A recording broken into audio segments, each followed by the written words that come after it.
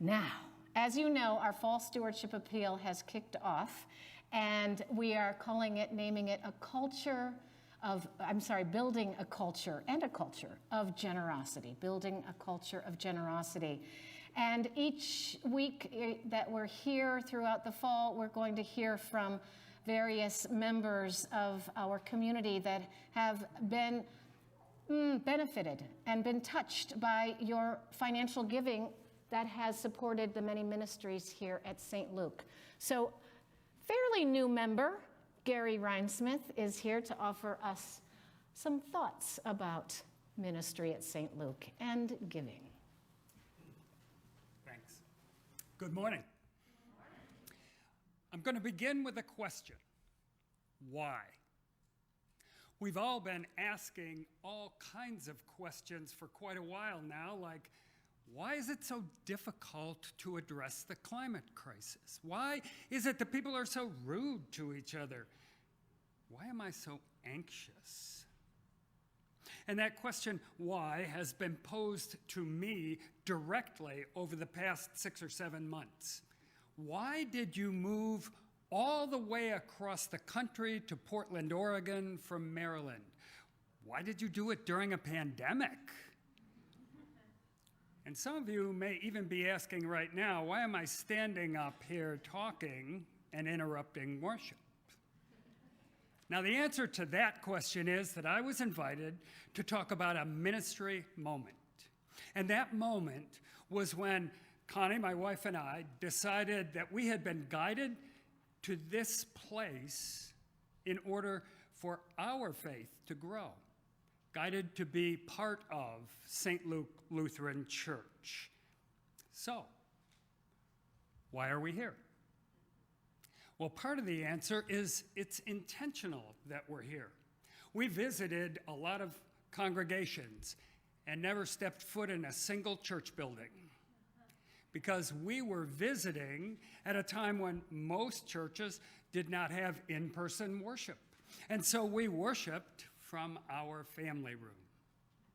And the digital presence and the online worship of St. Luke attracted and drew us. Now, yeah, it was a little rocky and ragged at the beginning. However, it consistently got better, and it still is getting better. And what drew us was that St. Luke has quality ministry that is always working to improve. And that's important to us. Music is a component that is important to Connie and me, especially when we had to be online. And the transition process that happened here was impressive.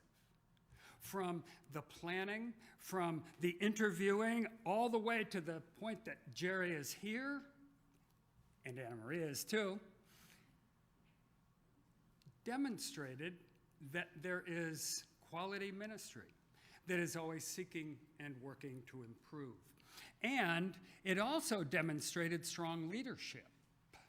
Leadership by the pastors and leadership by the people of the congregation. And those drew us here as well. I had a conversation this past Thursday with one of the people who has been here quite a while. And of course, the why here question was posed. And the first word that I used to answer it was preaching. And over the course of the conversation, that person and I agreed that we are blessed. It's a blessing to hear God's word, to hear God's voice with two very gifted but very different preachers. Thank you to both of you.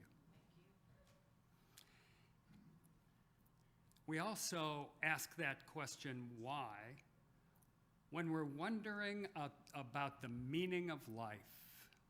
Why have I been given this life? And what is my meaning here?